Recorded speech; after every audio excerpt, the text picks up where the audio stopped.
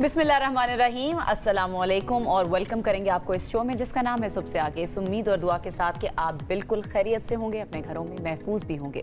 मेरा नाम अनम अहमद, मेरा नाम आयशा यूसुफ है। मुस्कुराहट के साथ हमारी कोशिश होती है कि हम अपने शो का हमेशा आगाज़ करें, लेकिन जब इस तरह की सिचुएशन हो कि मुल्क में एक कुदरती आफत आई हुई है और लोगों के घर बार जो हैं वो तबाह हो गए हैं, कई की जानें भी चली गई हैं, तो ऐसे में थोड़ा सा मुश्किल हो जाता है। लेकिन उसके बावजूद हम पूरी कोशिश करते हैं कि आपको यहाँ से अच्छी उम्मीद के साथ ही मिले और अच्छी उम्मीद के साथ भेजें। आपको अपडेट करते हैं सबसे पहले, क्योंकि इसके अलावा और कोई खबर हो नहीं सकती जिसके बारे में बात की जाए। पाकिस्तान में सैलाब की नई वार्निंग जो है वो अब जारी कर दी गई है। तीनों भारतीय डैम भरने के करीब हैं और भारत ने पानी छोड़ दिया, जिससे सतलुज और चनाब दोनों दरियाओं में पानी की सतह में मुसलसल इजाफा जो है वो रिकॉर्ड किया गया और दरिया सतलुज के बंद टूटने से कई अजला जो है वहाँ पर तबाही देखी जा रही है। इसके अलावा बहावल नगर के करीब भी 2 बंद टूटे हैं और पानी वहाँ से ज़्यादा करीबी इलाकों में, करीबी आबादियों में दाखिल हो गया। लोगों को परेशानी का सामना करना पड़ रहा है।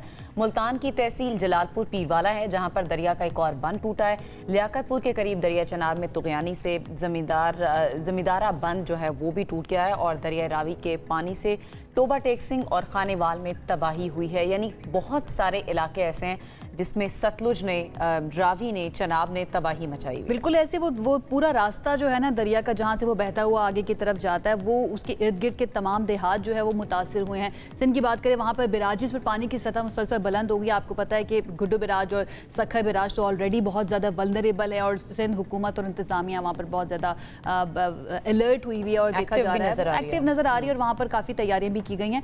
3,57,000 क्यूसिक का रेला जो है ना वो रिकॉर्ड किया गया है, जबकि सैलाब से 57,000 एकड़ से ज़ायद अराजी पर फसलों को नुकसान पहुंचा है और रिलीफ कैंप्स जो है ना वहाँ पर वो भी कायम कर दिए गए हैं। अब ये जो फसलों को नुकसान पहुंचने वाला मुआवजा है ना, जानी नुकसान के बाद ये बहुत ज़्यादा अलार्मिंग भी है और बहुत ज़्यादा ना आपको कंसर्न कर देता है कि आई डोंट नो आने वाले वक्तों के अंदर पता नहीं क्या होगा। और ये बाद में अभी एस्टिमेट लगाया जाएगा जब ये सैलाब थमेगा कि पाकिस्तान को मौशी तौर पर नुकसान हुआ कितना है। ख़ास तौर पर ज़राअत की हम बार बार अपने प्रोग्राम में इसकी भी डिस्कस कर रहे होते हैं कि बैकबोन है पाकिस्तान की, और ज़राअत की सबसे ज़्यादा अगर डैमेज हो जाए तो हमारा सर्वाइवल ही एक तरह से ज़राअत पर होता है पूरे मुल्क का, तो उसका फिर क्या होगा। तो मॉनसून के हवाले से आगे भी प्रिडिक्शन है। एक तो सैलाब अभी थमा नहीं है, एक के बाद दूसरे इलाके में दाखिल हो रहा है, दूसरे सूबे में दाखिल हो रहा है, लेकिन मॉनसून का नवा स्पेल अगले 24 से 48 घंटों तक मज़ीद जारी रहने का इम्कान है।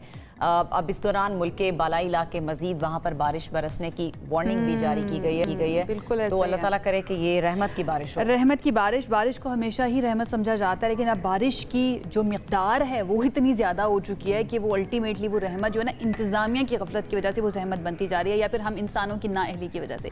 मजीद बात कर लेते हैं क्या प्रेडिक्शन है इस वक्त, कौन कौन से एरियाज़ ऐसे हैं जो ज़्यादा मुतासर हो रहे हैं फ्लड्स की वजह से। एक एक्सपर्ट हैं ज़हरा, वो हमारे साथ मौजूद है, उनकी तरफ चलते हैं। Zahra, thank you so much हमें ज्वाइन करने के लिए एंड वंस अगेन आपसे बात करके हमेशा अच्छा लगता है क्योंकि अच्छे तरीके से आप बताती हैं और अपडेट करती हैं सिचुएशन के बारे में। अभी जो एक नया स्पेल आने वाला है उसके बारे में बता दीजिए, कौन कौन से शहर या कौन से सूबे जो हैं वो ज़्यादा मुतासिर हो सकते हैं और कितनी बारिश हो सकती है। देखिए, ये जो अभी स्पेल है ये नोवा स्पेल है मानसून का, और ये इसका आगाज जो है वो 31 तारीख को हो चुका था और इसकी इंटेंसिटी जो थी वो आपने देखा होगा कि इसी स्पेल में जो है पिछले कुछ दिनों में जो है ये नॉर्थ ईस्टर्न साइड पे, यानी हमारे जो बालाई मकामात हैं जिसमें स्पेशली ये जो ईस्टर्न कैचमेंट के एरिया हैं, दरिया रावी, सतलज और चनाब, इसके साथ साथ जम्मू कश्मीर और खैबर पख्तूनख्वा के भी कुछ मकामात पे हमने इसकी इंटेंसिटी काफी स्ट्रॉन्ग देखी है।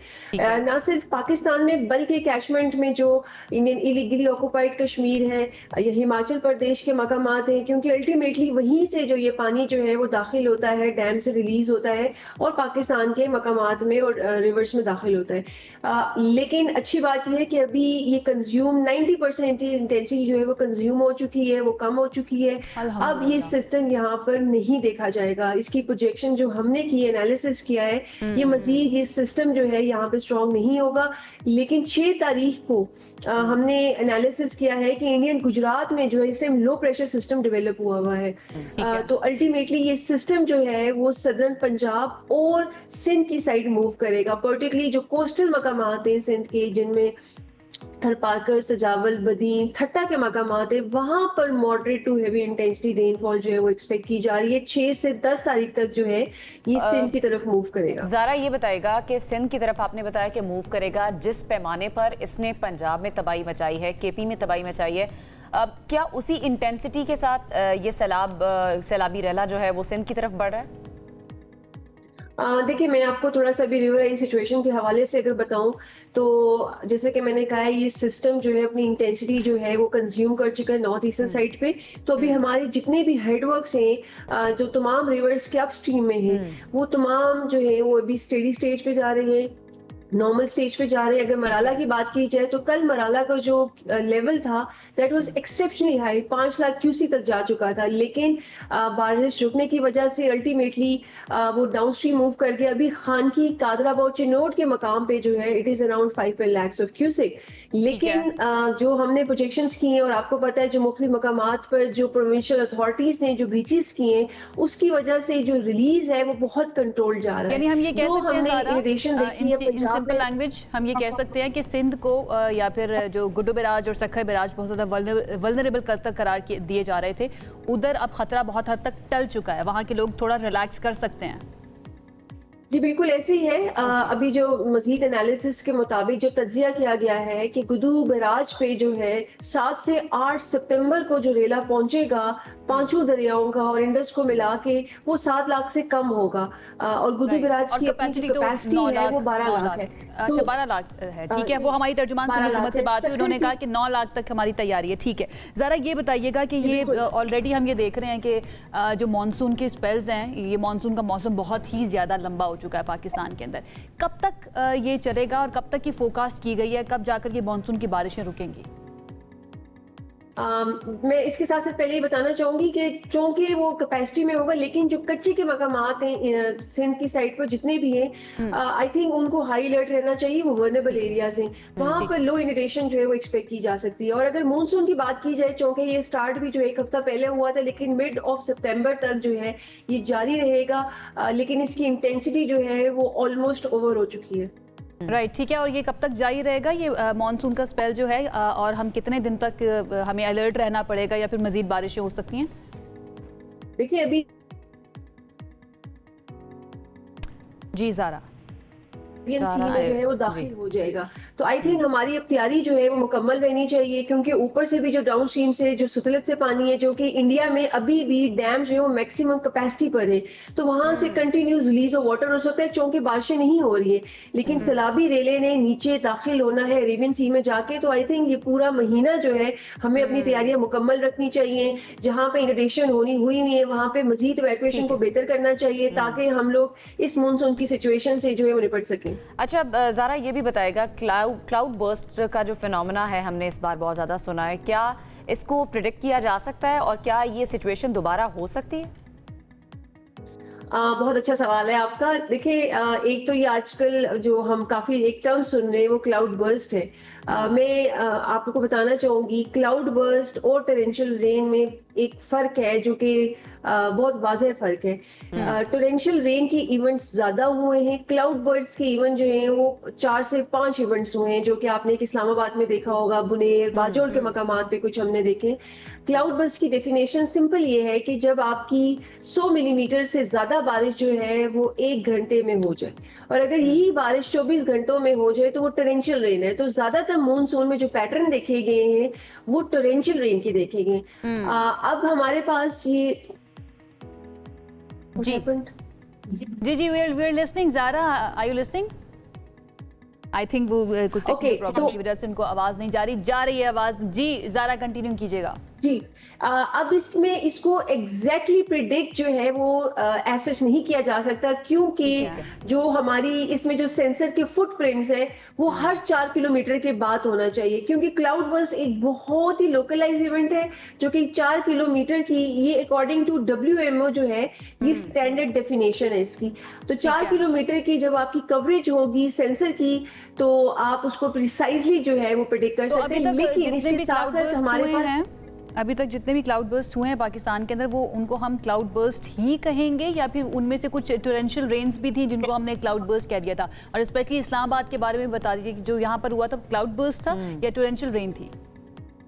जी जो मैक्सिमम इवेंट हुए हैं इस मानसून में वो मोस्टली जो है वो क्लाउड बस नहीं है, बल्कि वो टोरेंशियल रेन है। हमने 24 घंटों का और जो पूरा एनालिसिस किया डे वाइज, उसमें हमने देखा है कि 100 मिलीमीटर 200 मिलीमीटर, जो सियालकोट में पिछले स्पेल में बारिश हुई थी वो 200 मिलीमीटर रिकॉर्ड की गई थी, तो वो टोरेंशियल रेन की कैटेगरी में आती हैं। क्लाउड बस जो है वो कुछ लोकलाइज इवेंट जो है, जो कि हमने केपी में देखे हैं, वहां पर हुए थे।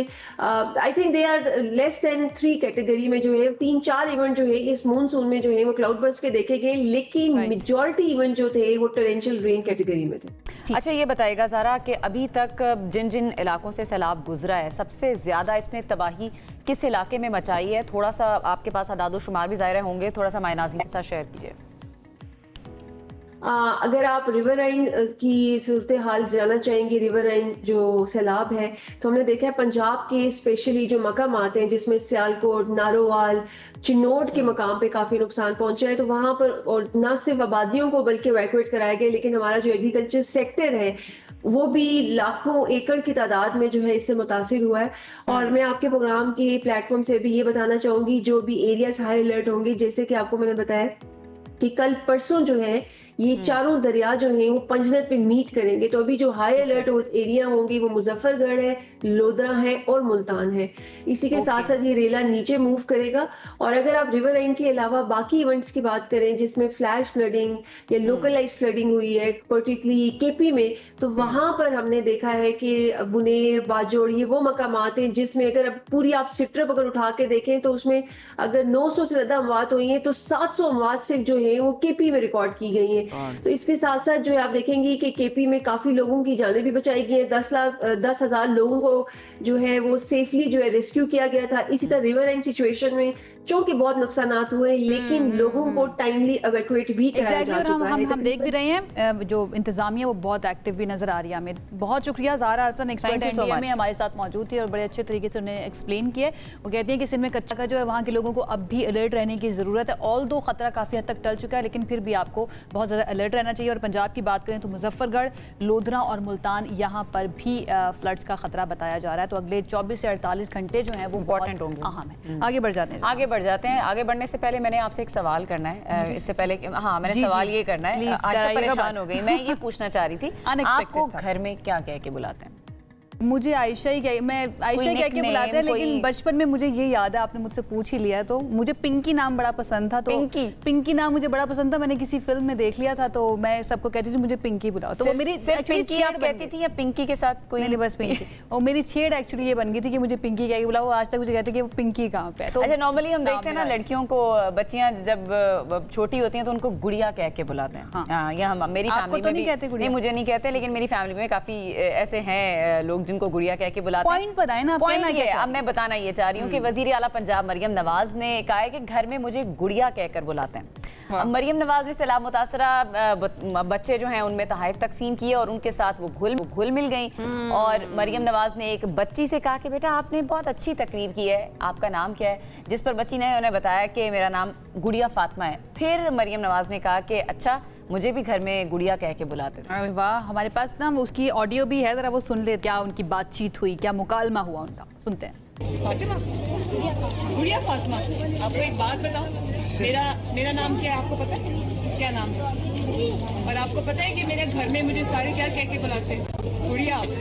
तो मैं भी गुड़िया हूँ। अरे वाह, बहुत ही खूबसूरत मनाज़िर हैं। और ये बहुत ही अच्छा भी इसलिए लगता है कि जब एक हेड ऑफ द स्टेट हम कहें या फिर हमारी प्रोविंस की जो चीफ मिनिस्टर हैं वो लोगों के दरमियान जाती हैं, घुल मिल जाती हैं। इससे पहले जो इनके चचा जान थे खादिम आला शहबाज शरीफ साहब, जो आपके हमारे प्राइम मिनिस्टर हैं, उनके बारे में भी ये मशहूर था कि वो लोगों के दरमियान बड़ा घुल मिल जाते हैं। तो बहुत ही खूबसूरत मनाज़िर थे, हमने सोचा कि आपके साथ शेयर करें। आगे बढ़ते हैं और एक इंतहाई इंटरेस्टिंग स्टोरी जो है ना वो हमारी नज़रों के सामने से गुजरी, तो हमने सोचा आपके साथ शेयर करते हैं कि हमारे लोग जो हैं वो कितने क्रिएटिव हैं कि वो अपना काम करवाने के लिए ना किस तरह से, लेकिन लोगों को वहाँ पर गुस्सा भी आया था। जो वीडियो हमने देखी है ना उसमें लोग गुस्सा भी कर रहे थे। अब हुआ ये है कि मुबैना तौर पर एक शख्स जिसने अपनी बीवी और बच्चों का नाम लेकर उसने कहा कि वो सैलाबी रैले में फंसे हुए हैं, उन्होंने दरख्वास्त की, रेस्क्यू टीम को बुलाया, फिर उन्होंने रेस्क्यू एहलकार वो जो हैं वो 4 किलोमीटर दूर तक गए उनके साथ कि जाकर उनकी बीवी और बच्चों को हम रेस्क्यू करते हैं। लेकिन जब वो वहाँ पर पहुँचे हैं ना तो अनोखा ही मंजर था। असल मकसद जो था ना उसका, वहाँ पर उसके कबूतर थे अब वो उसको उसने महफूज बनाना था। आपको पता है कुछ लोग जो कबूतर पालते हैं ना वो बड़े टची होते हैं कबूतरों को लेकर, तो वो उसके कबूतर फंसे हुए थे, वो खुद बाहर आ गया था। कबूतरों को बचाना बहुत अच्छी बात है, लेकिन उसको झूठ नहीं बोलना चाहिए था ना। अब देखें बहुत सारे लोग, अब वहाँ पे लोग जो तनकीद भी कर रहे थे वो यही कह रहे थे भाई यहाँ पे लोग मर रहे हैं, रेस्क्यू जो वर्कर्स हैं वो आपके घर वाले, आपके बच्चों बीवी का सुन के वो आपको बचाने के लिए आए हैं, लेकिन आप झूठ बोल के ले आए उनको। सुनते हैं बातचीत क्या हुई उनकी। नहीं यार देखो मैनू ढाणे ला जाओ कबूतर यार ना खड़े यकीन करो यार करन वाली तेरे मेरी सजा मेरी सजा तेरी तू अल्लाह बंदा उधर बंदे मरन ना होंदे तू इधर ले आना ते मैनू फिर रोड ते जा कबूतर ना गल तेरे करन वाली मैं यार साडी मेहरबानी यार जो ठीक है यार जो हो गया ठीक है यार पार्टी ले यार जब मैं जाना ही नहीं सी क्यों ना कबूतर डाउन दस ना शेराय वाली कहानी आपको याद है ना जो हमने बचपन में पढ़ी थी, मुझे वो याद आ गया कि गडेरिया को किस तरह से एंड में जो है ना वो शेर खा ही लेता है, वो इतना झूठ बोलता है। तो झूठ नहीं बोलना चाहिए था कबूतर को बचाने के लिए। वैसे भी अगर कहते तो मेरे ख्याल से हमारी रेस्क्यू टीमें पहुंच ही जाती हैं। और कुछ हमने वीडियोस में देखा है कुछ कुत्तों को बिल्लियों को बचाने के लिए रेस्क्यू वर्कर्स जा रहे हैं, जो भी जानवर फंसे हुए उनको भी बचाने के लिए जा रहे हैं। तो इंसानी हमदर्दी वाला एलिमेंट भी है रेस्क्यू इदारों में, तो आप वो भी कह के लेके जा सकते थे। आगे बढ़ जाते हैं जी। कराची से ताल्लुक रखने वाले नौजवानों ने सैलाब के दौरान गुमशुदा होने वाले मवेशियों की तलाश और उसकी मिल्कियत की तस्दीक के लिए अब मसनूई जहानत पर मबनी मोबाइल एप्लीकेशन थारी जो है वो लॉन्च कर दी। एनिमल पासपोर्ट के नाम से मुतारिफ करवाई गई है। इस एप्लीकेशन के जरिए सैलाब में बहकर गुम होने वाले मवेशियों को तलाश करने और उनकी मिल्कियत की तस्दीक करने में हेल्प मिल सकेगी। अच्छा, इसको मैं कहती हूँ कि AI आर्टिफिशियल इंटेलिजेंस का सही इस्तेमाल इसके लिए होना चाहिए। मतलब आप ये नहीं ना कि सिर्फ ईमेल रखवाने के लिए चैट GPT का इस्तेमाल करें, लेकिन सख्त खिलाफ हैं मैं बहुत ज़्यादा मैं खिलाफ नहीं हूँ, अच्छा इस्तेमाल होना चाहिए। लेकिन ये है कि ये इस तरह की एप्लीकेशंस जो है ना ये बड़ी अच्छी होती हैं। अब मेरा सवाल ये है कि ये ऑपरेट किस तरह से करेगी। हर जो जानवर है उसकी तस्वीर लगाई जाएगी केज के, इसके डेटा इकट्ठा किया जाएगा कि जैसे लग रहे होते हैं। लोगों को कितने मजे का है। एनिमल पासपोर्ट के नाम से ये ऐप बनाई गई है। बहरहाल तमाम वो लोग जिनके पास जानवर हैं, जिनके पास माल मवेशी हैं, वो अपने फ़ोन के अंदर ना इस ऐप को डाउनलोड कर सकते हैं। अभी हमें पता नहीं है कि ये किस तरह से ऑपरेट होती है, लेकिन आई एम श्योर ईजी होगा और तस्वीरें लगाई जाएंगी। Animal passport, just animal passport, ये तो दुनिया में वैसे नई चीज़, शायद इससे पहले भी एग्जिस्ट करती थी, इसमें थोड़ी सी शायद चेंजेस की जा रही हैं। बहरहाल जी हमने सोचा ये स्टोरी इंटरेस्टिंग। मेरा कट्टा ये देखो, मेरे पास तस्वीर है, ये मेरा कट्टा ही। मेरा सवाल तो ये कि ये कट्टे तो सारे मुझे तो एक ही जैसे लग रहे होते हैं, पहचान क्या होती है? अब नवा कट्टा ना खुल जाए ना इस सब चीजों के बाद। आगे बढ़ जाते हैं। नवा कट्टा खुल गया हुआ है, पता है आपको? एक ऑडियो लीक हो गई है, नया कट्टा खुल गया। प्लीज प्लीज नहीं, कट्टा we are done with this. बुरे सेंस में नहीं खुला। पहले मुझे ये बताएं कि आप कितने साल तक जिंदा रहना चाहती हैं? कभी सोचा है कि भाई मैं इतने साल तक जीऊं? This is very strange question. कभी सोचा नहीं है, लेकिन डेफिनेटली अब सेहतमंद अगर रहें तो फिर अल्लाह ताला जब तक जिंदगी दे, तुम जियो हजारों साल, लेकिन मैं 100 साल की चीज पे बिलीव करती हूँ कि जिंदगी ना बड़ी होनी चाहिए, लंबी नहीं होनी चाहिए। थोड़ा फलसफियाना टच अगर मैं कहूँ, बड़ी होनी चाहिए जिंदगी, लंबी होना हो डजंट मैटर। लेकिन अल्लाह मियां इतनी जल्दी नहीं, अभी तो छोटी सी उम्र है मेरी। बहरहाल जी हम आपको बता क्यों रहेंगे, वो इसलिए कि चीनी और रूसी सदर के दरमियान 150 साल तक जिंदा रहने की बातें जो है ना इत्तफाकन रिकॉर्ड हो गई और पूरी दुनिया के अंदर वायरल भी हो गई। आपको पता है SCO इजलास जो है, SCO समिट वो जारी था चाइना के अंदर, वहाँ पर मुख्तलिफ हेड ऑफ स्टेट्स आए हुए थे और ये मनाजिर भी हम देख रहे हैं। रशियन प्रेसिडेंट, उसके साथ चीनी सदर और फिर किम जोंग उन जो कि नॉर्थ कोरिया के प्रेसिडेंट है, वो भी यहाँ पर मौजूद थे। और इनके दरमियान जो बातें हो रही थी ना वो बड़े मजे की थी। वो बताएं अब क्या बातें क्या हो रही थी? वो कह रहे जो माइक रिकॉर्ड हुई है, उन्होंने कहा है कि जब स्टेज की तरफ बढ़ रहे थे तो प्यूटन ने मुतरजम को चीनी जबान में कहते हुए सुना है और उन्होंने कहा है कि कितने साल तक हम जिंदा रह सकते हैं। एक ट्रांसप्लांट भी बार बार किया जा सकता है, ज्यादा देर तक आप जिंदा रह सकते हैं। इस बारे में बात हो रही थी, जो ऑडियो उनको नहीं पता था रिकॉर्ड हो रही है। बायोटेक्नोलॉजी जो है ना उसके बारे में वो जिक्र कर रहे थे कि वो इतनी तरक्की कर चुकी है कि अब आपके आज़ाद जो है ना, अगर वो उसमें से कोई डैमेज हो जाता है तो उसकी जगह आप दूसरा लगा सकते हैं। और जितने आप जिएंगे उतने ही ज्यादा आप जवान दिखाई देंगे, हत्ता कि आप अमर भी हो सकते हैं। अच्छा, ये थोड़ी सी खौफनाक बात भी है, यू नेवर नो, आप दूसरे लोगों को मौका ही नहीं देना चाहते आगे आकर। आप चाहते हैं कि जिस कुर्सी पे आप बैठे हैं वहीं पर बैठे रहे। But this is very interesting और ये दिखाता है कि हमारे जो दुनिया के हेड ऑफ स्टेट्स हैं ना वो क्या सोच रहे हैं अपनी जिंदगियों के बारे में, वो क्या बात करते हैं। नॉर्मल लोग सोचते होंगे ना कि जो ये आपस में गुफ्तगू कर रहे होंगे, ये क्या बातें करते हैं, क्या बात कर रहे होते हैं। जैसे एंकर से पता चल गया, अक्सर लोग पूछ रहे होते हैं आपस में क्या बात कर रहे होते हैं जब माइक बंद होता है। मैं कहती हूँ सबसे इंपॉर्टेंट बात ही तब हो रही होती है। एक ब्रेक की तरफ जाते हैं, ब्रेक से वापस आएंगे तो कुछ मजीद देंगे, फ्लड्स पर भी बात करनी है और भी अहम सेगमेंट्स हमारे पास हैं। एक ब्रेक के बाद ब्रेक के बाद आपको कहेंगे खुशामदीद। पाकिस्तान को हर साल सैलाब का सामना तो होता ही है, लेकिन साथ साथ पानी की कमी का जो मसला है वो भी दिन ब दिन संगीन होता जा रहा है। इस पर वज़ीर दिफा ख्वाजा आसिफ ने एक स्टेटमेंट दिया है। उन्होंने कहा है कि हमें फौरी तौर पर छोटे बड़े डैम्स की तरफ जाना चाहिए, क्योंकि सैलाब जैसी सूरत हाल का हर साल हमें सामना करना पड़ेगा। उन्होंने साथ ही ये भी कहा कि अगर गाँव की सतह पर भी छोटे डैम्स बना लिए जाएँ तो ये बहुत फ़ायदेमंद होगा। लेकिन मेरा सवाल ये है कि वो हुकूमत वक्त में है, वो किसको कह रहे हैं कि आप डैम बनाएं? ये तो वही बताएंगे, लेकिन उन्होंने कहा क्या, जरा वो सुन लेते हैं। बनाएं, सैकड़ों दर्जनों छोटे डैम बनाएं जो साल में या 2 साल के अंदर या 3 साल के अंदर जो है मुकम्मल हो जाएं। रिजर्वॉयर्स बनाएं। पानी आप फेंक रहे हैं समुंदर के अंदर, ये इतनी ज्यादा प्रेशियस कमोडिटी बन जानी है पानी, आप बूंद बूंद के लिए तरसेंगे। कहीं बड़े डैमों के तामीर होने के इंतजार में जो है इंपॉर्टेंट बात यह है कि वो कह रहे हैं कि छोटे छोटे डैम्स जो है ना वो फौरी तौर पर बनाने चाहिए। अब ये अलग बहस है कि वो कह किसको रहे हैं, उस पर बाद में बात करेंगे। लेकिन सवाल ये है कि छोटे डैम्स या फिर बड़े डैम्स ज़्यादा मौसर पाकिस्तान के लिए क्या रहेंगे, इसको डिस्कस करने के लिए हमने आज बुलाया। हमारे साथ doctor Hasan Abbas water expert मौजूद हैं, उनसे बात करते हैं। आप उनको अक्सर सुनते रहते हैं, हमारे शोज़ में, हमारी ट्रांसमिशंस का भी वो हिस्सा रहते हैं और बड़ी अच्छा उनका इनपुट होता है। डॉक्टर साहब, थैंक यू सो मच हमें ज्वाइन करने के लिए। आई होप आप ठीक ठाक हैं। ख्वाजा आसिफ साहब का ये जो बयान है, सबसे पहले तो what do you think about it? बड़े डैम, छोटे डैम, दोनों में से बेहतर क्या है पाकिस्तान? देखिए, मेरे ख्याल में व्हाट ही इंटेंड्स टू से इज़ कि जो पानी इस वक्त हमारे पास आ रहा है वो फ्यूचर में हमारे इस्तेमाल में आना चाहिए। बिल्कुल, ये बेसिक स्टेटमेंट का क्रक्स है उनकी। अब उसका मैकेनिज़्म क्या है कि जो पानी इस वक्त हमारे पास आ रहा है वो फ्यूचर में हमारे काम आए, बजाय कि हमारे लिए ज़हमत बने। This is what he intends to say and this is what his intention is. अब वो उसके बीच में मेरे ख्याल में हमें उस मैकेनिज़्म या उसकी तरफ नहीं जाना चाहिए जिसका वो नाम ले रहे हैं। वो बेसिकली वो एक ऐसे मैकेनिज़्म की बात कर रहे हैं which helps us use this water in future, और वो मैकेनिज़्म कुछ भी हो सकता है। अब अगर मैंने एक मसलन वो कहते हैं कि वो एक बच्चा था ना, तो उसको बताया कि खुदा बहुत बड़ा है, तो उसने कहा कि कितना बड़ा है? उन्होंने कहा सबसे बड़ा है।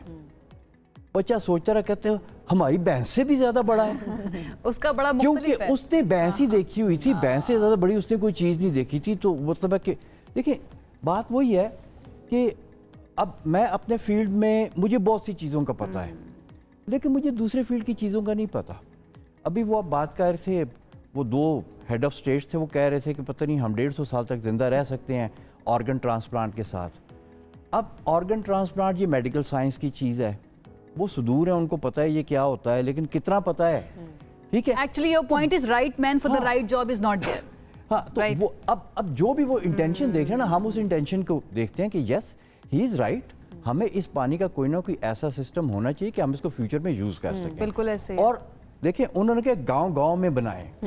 This is very important. Again he wants कि ये नहीं कि कोई मतलब है कि सिर्फ एलीट्स हों या कोई इस तरह का, वो कहते हैं हर गांव मतलब है कि he is going down to the citizen level. तो मेरे ख्याल में इस चीज को मैं तो अप्रिशिएट करता हूं कि वो इस विजन और दुनिया में हम देख भी रहे हैं कि वाटर रिजर्वर्स जो है ना, मैं कुछ वीडियोस देख रही थी किसी वेस्टर्न कंट्री की, वो अपने बैकयार्ड के अंदर वाटर रिजर्वर्स, छोटे छोटे वाटर रिजर्वर्स भी बना रहे हैं। अब देखिए, अब जब बात यह है कि आपने जिस वक्त उस चीज़ को इम्प्लीमेंट करना है ना, तो इम्प्लीमेंटेशन के लिए जो है ना वो एक्सपर्ट आएगा। जैसे अगर वो अपना ऑर्गन ट्रांसप्लांट कराना चाहते हैं पुतिन साहब या तो वो किसी सर्जन की खिदमत हासिल करेंगे, ठीक है। तो वो फिर सर्जन करेगा, वो क्या नहीं करता। तो जब हम इनके इस मकसद के लिए आप एक्सपर्ट्स की खिदमत हासिल करेंगे, तो वो आपको बताएंगे कि भाई अगर आपने बैकयार्ड में ये इस तरह का डैम बनाया तो वो ठीक है, पानी सरफेस के ऊपर अगर खड़ा होगा तो वो डेंगू के लिए भी माहौल प्रोवाइड करेगा, तो इस तरह की भी चीज़। तो इसलिए मैं बात कर रहा हूँ कि देखिए, हमारे पास वाटर को स्टोर करने के और उसको रीयूज़ करने के अच्छे मैकेनिज़म्स हैं, मॉडर्न मैकेनिज़म्स हैं।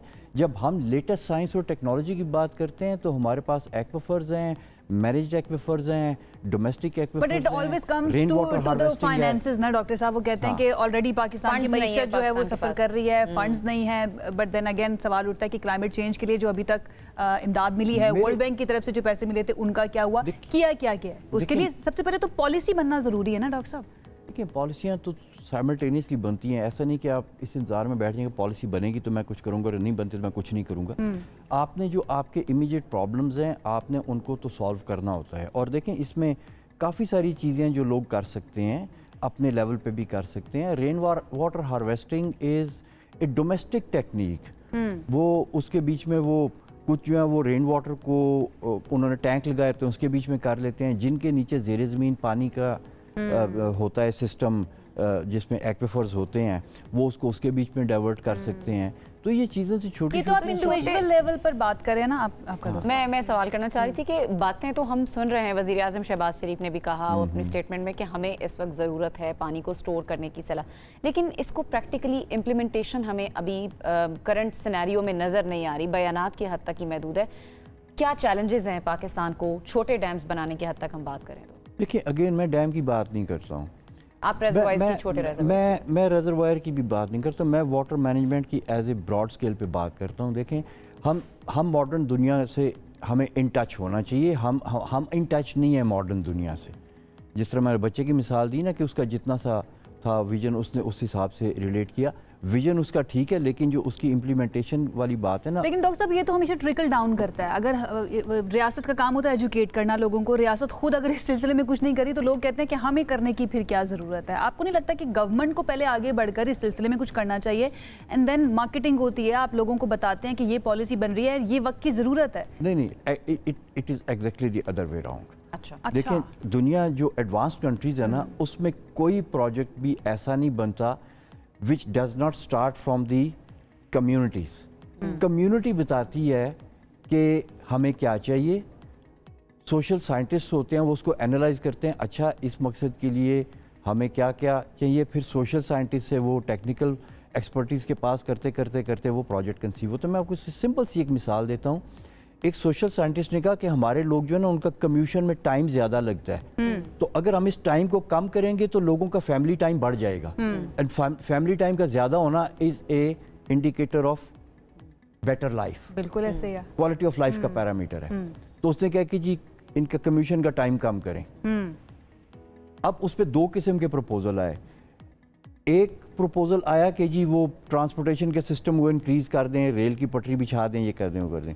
दूसरी आया कि यार ये इतनी दूर जॉब करने जाते हैं, इनको करीब जॉब अपॉर्चुनिटीज़ दे दी जाएं। And then I got involve in that project जो जॉब क्रिएशन के लिए वो एक इकोनॉमिक इंजन वहाँ पे बना रहे थे, and that economic engine was an industrial park. Okay, तो अब आप देखें कि बात शुरू कहाँ से हुई, सोशल साइंटिस्ट। ठीक है, do we have enough social scientist जो अभी इसके बारे में बात कर रहे हैं? फिर तो इसके ऊपर कर लेते हैं, फिर बात कर रहे हैं। हमारे इधर तो अनफॉर्चुनेटली जो सोशल साइंसेज में चला जाए कहते हैं यार ये बहुत नालायक था, मेडिकल कॉलेज में नहीं जा सका, यूनिवर्सिटी में नहीं जा सका, एडमिशन नहीं मिला। तो हमने किस मुझे ये बताया, हमने रोना किस चीज़ को है? हमने पॉलिसी ना होने को रोना है, हमने इम्प्लीमेंटेशन ना होने को रोना है, हम अपना जो मुकदमा है आवाम का वो किधर लेकर जाएं? देखिए हमने किसी चीज़ पे नहीं रोना, ठीक है, हमें अपने ऊपर कॉन्फिडेंस करना चाहिए। अच्छा। हम मतलब है कि क्या हम हाथ पाँव के बगैर पैदा हुए हैं, हमें दिमाग नहीं दिया गया, हमारे जेनेटिक्स वो नहीं है जो बाकी लोग की सिचुएशन में हम क्या कर सकते हैं? एक इंडिविजुअल जो है, एक शहरी जो अभी देख रहा है, वो क्या कर सकता है? वो चले अपने लिए वाटर रिजर्वायर बना लेता है, देन उसके बाद खत्म, उसकी जिम्मेदारी खत्म हो जाती है? नहीं, देखिए शहरी ने रिजर्वायर नहीं बनाना, शहरी को पता है उसने पानी लेना है, कोई बंदा बगैर पानी पीने के नहीं सोता। People know how to solve their problem. State का फिर क्या रोल है इसमें? देखिए स्टेट का काम है, देखिए स्टेट का काम है चीज़ों को रेगुलेट करना, ठीक है। आप स्टेट का काम है बिजनेस अपॉर्चुनिटीज़ क्रिएट करना। अब ये जिस इंडस्ट्रियल पार्क की मैंने मिसाल दी आपको, वो स्टेट ने अपॉर्चुनिटीज़ क्रिएट की फॉर बिजनेसेस, ठीक है। इसी तरह से स्टेट का काम है रेगुलेशन करना। अब मसलन मैं सैलाब के टिपिकल पॉइंट ऑफ व्यू से कहता हूँ कि आप क्या कर सकते हैं फ्यूचर के लिए। गवर्नमेंट का काम है कि जोनिंग करे। अब मैं गवर्नमेंट के काम बता रहा हूँ जो गवर्नमेंट ने करने हैं, लोगों ने नहीं करने। गवर्नमेंट का काम है जोनिंग करे।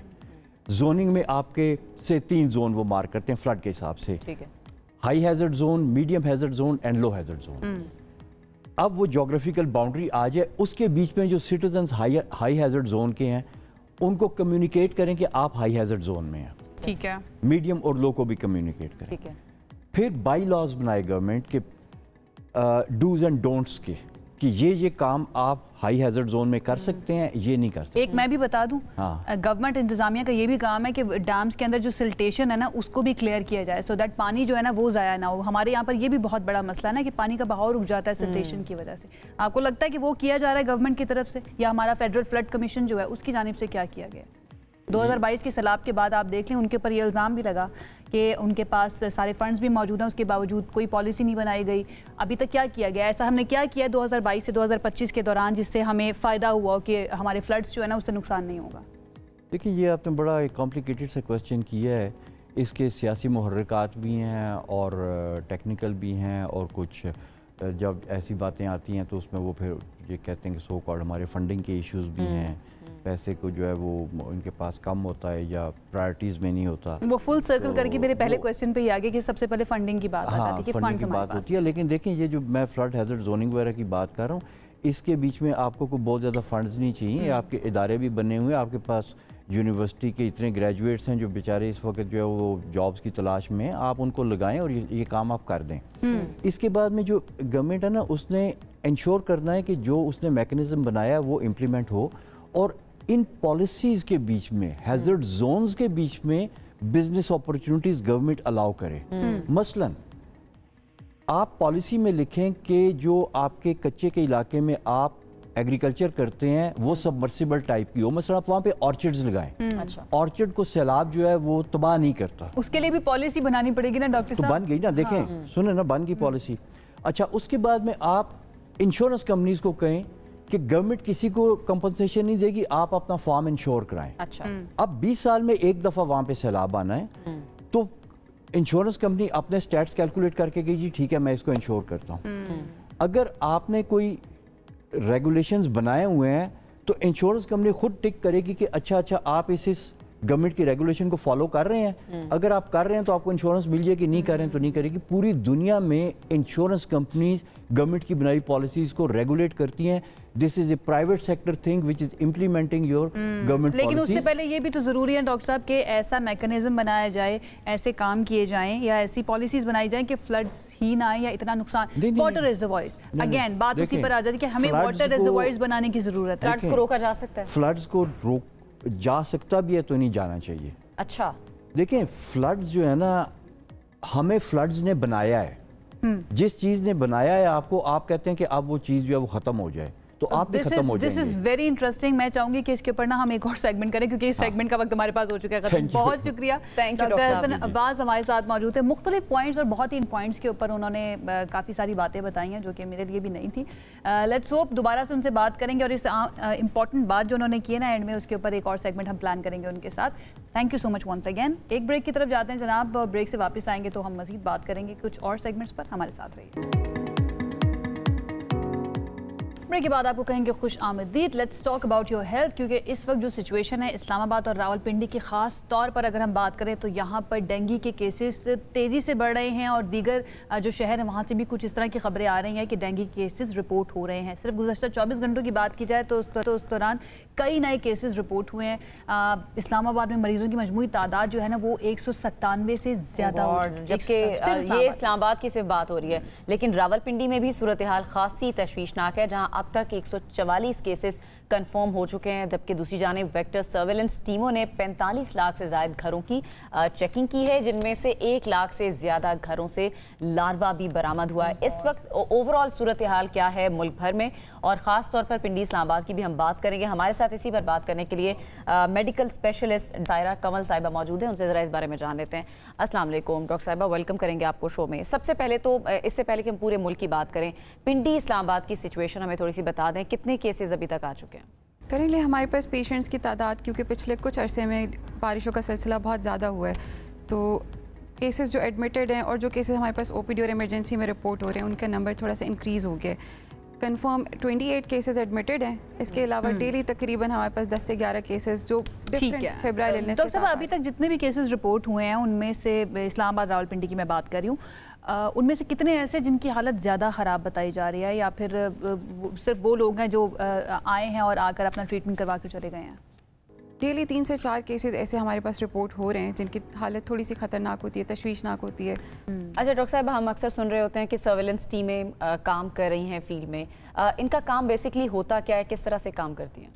इसमें सबसे इम्पॉर्टेंट चीज़ जो हुकूमत की तरफ से काम हो रहा है वो वेक्टर सर्वेलेंस के ऊपर है। बेसिकली वेक्टर वो चीज़ है जो इस बीमारी को ट्रांसमिट करवाता है, the thing that is between the virus और जो ह्यूमंस के अंदर मुंतकिल करवाने का जो ज़रिया है। दिस इज़ मस्कीटो, जिसका नाम एडीज़ इजिप्टाई है।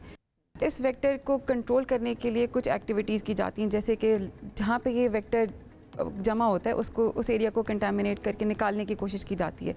लार्वा की साइट्स को क्लियर करना होता है, वो सारे एरियाज़ जहाँ लार्वा की अफजाइश होती है, मच्छर ग्रो करते हैं, उन एरियाज़ को क्लियर करना होता है। जैसे कुछ कचरे के ढेर होते हैं, पानी की जगह जहाँ छोटे छोटे घरों के अंदर मोहल्ले में पानी की जगह जहाँ कलेक्ट हो रही होते हैं वहाँ। अच्छा, वैसे डॉक्टर साहब हम कह सकते हैं कि डेंगू का भी ना अब एक मौसम बन चुका है, हर साल इसके केसेस जो है ना वो रिपोर्ट हो रहे होते हैं, लेकिन ओवर द ईयर्स हमने ये भी देखा है कि डेंगू बड़ा एडवांस भी हुआ है, म्यूटेट हो चुका है ये वायरस।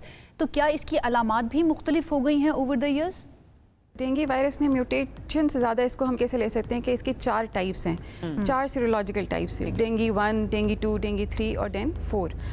बेसिकली अगर एक दफ़ा किसी मरीज़ को एक वायरस से इन्फेक्शन होता है तो वो उस वायरस के अगेंस्ट तो प्रोटेक्शन उसको मिल जाती है फॉर लाइफ लॉन्ग, लेकिन वो बाकी जो स्ट्रेन्स हैं डेंगू 2, 3, 4 उनके खिलाफ उसके अगेंस्ट अभी भी पॉसिबिलिटी है कि उसको दोबारा वो स्ट्रेन से इन्फेक्शन होगा, दोबारा हो सकता है। फॉर सम टाइम अगर एक स्ट्रेन से इन्फेक्शन हो गया तो 3 to 4 मंथ्स के लिए दैट पर्सन इज प्रोटेक्टेड कि वो बाकी स्ट्रेन से प्रोटेक्ट हो जाए। अच्छा डॉक्टर साहब, ये भी बता दें कि आम बुखार जब किसी को होता है और जो डेंगू होता है, इसमें फ़र्क क्या है? क्या लोगों को इसका फ़र्क पता है? आम बुखार यूजुअली प्रेजेंट करते हैं, उसके साथ कोई एसोसिएटेड चीज़ें होती हैं, जैसे कि बुखार के साथ गला ख़राब, शदीद गले में दर्द, छींके, जैसे इस मौसम के साथ एसोसिएट होते हैं, नज़ला ज़ुकाम हो जाना। डेंगू में ऐसी चीज़ नहीं होती। डेंगू में एक शदीद अचानक तेज़ बुखार होता है जिसके साथ शदीद जिस्म में दर्द होता है। इसके अलावा जिस्म पे कुछ रेड स्पॉट्स बन सकते हैं, छोटे छोटे नील के निशान, ब्रूजेस बन सकते हैं। अलॉन्ग विद दैट प्लेटलेट्स का कम होना अचानक से, ये डेंगू की खसूसी बात है जो बाकी वायरसेस और बाकी फीवर्स में नहीं। अच्छा डॉक्टर साहब, कितने प्लेटलेट्स कम हो जाएं तो फिर डरने की बात है या फिर डॉक्टर के पास जाना चाहिए? और कुछ लोग ऐसे भी होते हैं जो घरेलू टोटके भी इस्तेमाल कर रहे होते हैं कि जी कुछ लोगों से, जैसे मैंने सुना कि पपीते के पत्ते का पानी जो है ना वो पता नहीं किस तरह से इस्तेमाल करना है तो उसके अंदर फ़ायदा होगा। इसके अंदर भी कुछ है या सिर्फ it's just a myth? Platelets basically dengue virus में जो मैकेनिज्म ऑफ एक्शन है उसमें प्लेटलेट्स डिस्ट्रॉय होते हैं, इम्यूनिटी ख़राब होती है। प्लेटलेट्स डिस्ट्रॉय होने से इतना लेवल्स भी कम होते हैं कि पेशेंट्स रिपोर्ट हुए अप टू ज़ीरो प्लेटलेट्स के साथ भी पेशेंट्स रह चुके हैं। बट ये जो चीज़ें आप कह रहे हैं कि अब प्लेटलेट्स जब तक वायरस अंदर है वो डिस्ट्रॉय करता है, लेकिन after some time 2 to 3 days जब वो क्लियरेंस फेज में जाता है तो प्लेटलेट्स ऑटोमेटिकली ऊपर भी आना शुरू हो जाते हैं। तो लोगों को परेशान होने की ज़रूरत नहीं है। डेंगू फीवर हर एक में इतने ख़तरनाक तरीके से सामने नहीं आता। ना टॉकिंग अबाउट पपीते के जो पत्ते का पानी है, इस पे रिसर्चर्स ने बहुत एज सच साइंटिफिकली प्रूवन चीज़ डेंगू के लिए नहीं है।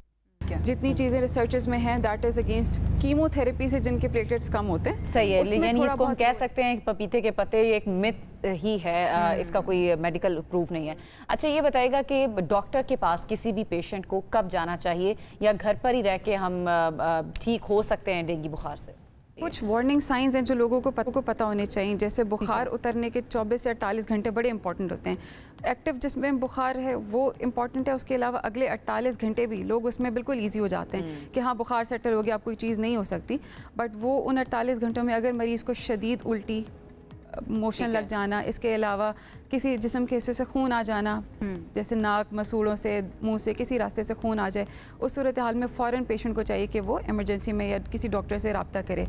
ठीक है। इसके अलावा शदीद जिस्म में दर्द और शदीद कमज़ोरी, अक्सर लोग आते हैं जो बुखार उतरने के बाद कहते हैं कि हमारे जिस्म में बहुत शदीद कमज़ोरी है, वो पेशेंट्स बड़े क्रिटिकल होते हैं, उनको हमें फ़ौरन जो है फैसिलिटेट करना होता है। तो आवाम के लिए भी एहतियाती तदाबीर, anything you want to add कि क्या करना चाहिए लोगों को इस मौसम के अंदर, ख़ास तौर पर किस तरह से एहतियात करें?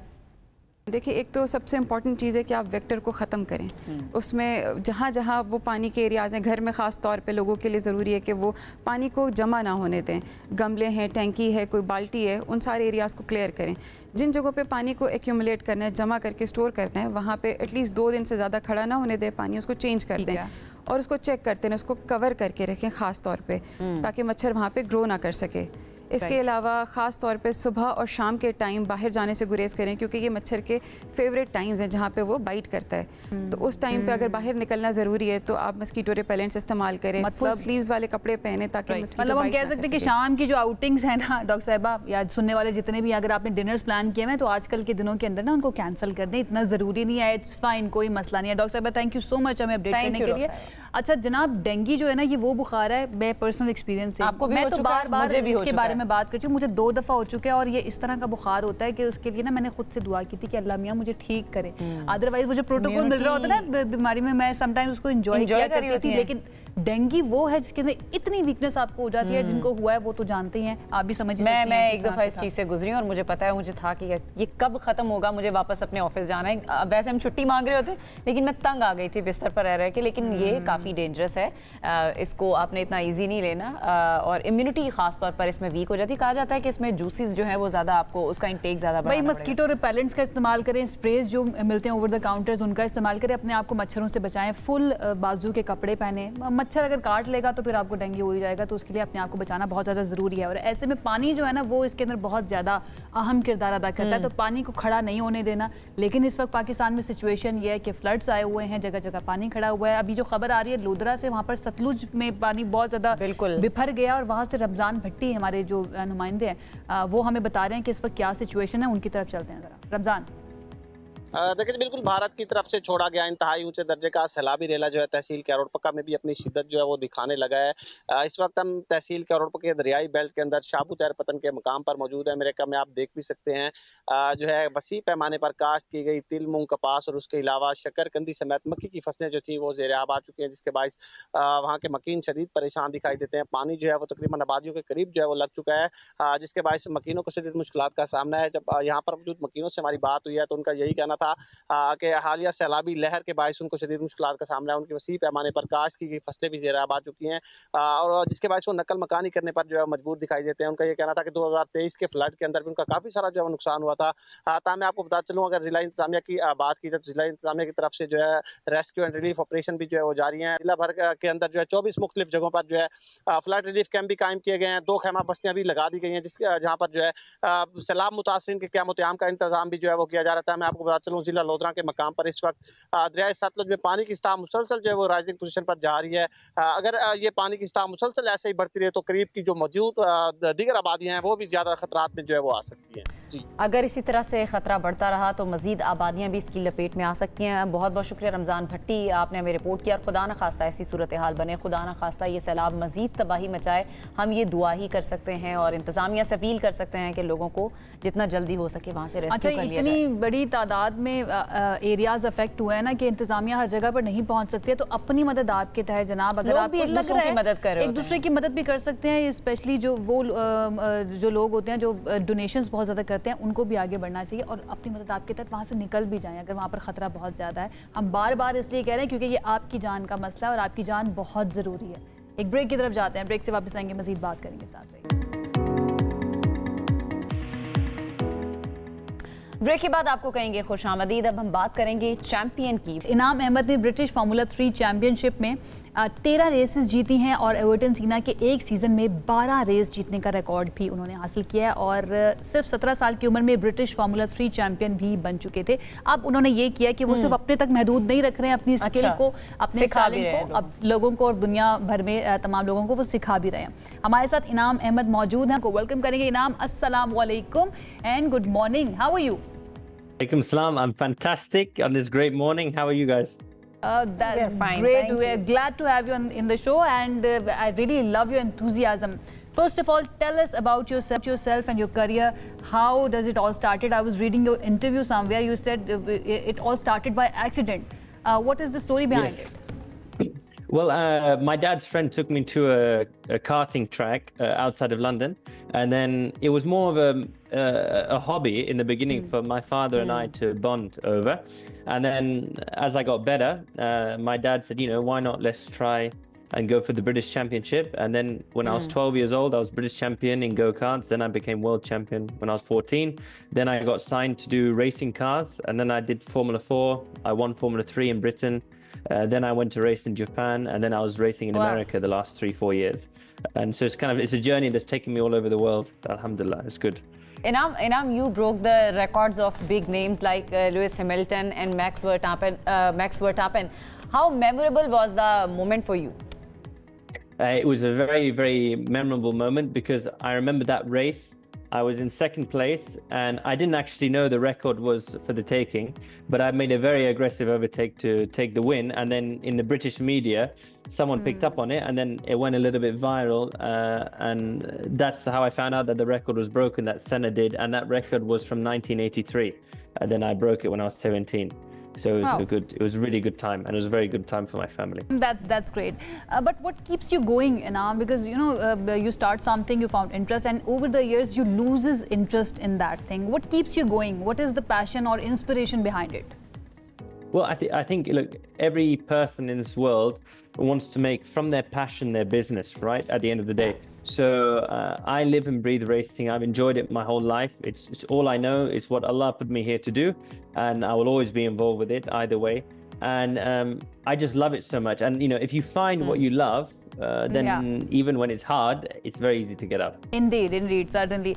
Okay, so now you're not gatekeeping all your tricks and all your passions. You're co-founded via this Origin Motorsport Academy. How did that idea come about? Well, my close friend and partner, Mars Chugtai, who's from Lahore, we decided to do a little academy in UAE, and it's grown exponentially. And now we're going to the next chapter, and we're making another expansion, and inshallah you'll see that. And now I look forward to what the future holds, and we want to be the best racing team, not just in the Middle East, but in Asia in general. So that's the route we're going. We want to train. We're training right now all the next generation of young drivers from 8, 10, 12, 13, 14, 15 years old, from all nationalities around the world. We have drivers from Singapore, Australia, Pakistan, India, everywhere. And, whoever's got the talents, we help them achieve their dream, and they win for our team. So it's fantastic. And how do you see the growing interest in motorsports in the Gulf countries, Inam? It's definitely growing in the Gulf. But to be honest, my next target is Pakistan, because the talent, I've never seen anything like the talent in Pakistan. And for me, that's the next phase. The question is, where do we do it in Pakistan? I need to figure that out, and I need some good people to help me figure that out in the future. And let's see how we can make that work. And you're planning to do that in Pakistan? 100% in the future. That's a given. All right. Because let me quote your old interview, which I read a few days back, and you said, "My inspiration is to change the way world perceives our country, Pakistan, and Muslim world in sports." Can you tell me the story behind it? Well, yes. I mean, depends where you go in the world. Generally, being a South Asian, when I was racing all over the world, I found that it was very, very difficult to get a foothold, because they would perceive us generally not on the same level. And then my performance would then surprise them. So I'd like to change that perception so that, it's fair for everyone. It doesn't matter where you come from, So that's the perception I'd like to change. And the only way we can do that is by getting more young talent from our country to go around the world.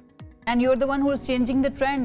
Do you see any kind of racism, if I may ask, whenever you go for any championship? Do you feel that some kind of discriminatory behavior towards you? Yes, there was a lot. I'll give you an example. When I was world champion, before I was going Formula 4, then Formula 3, I was told by my coach to change my name to an English name.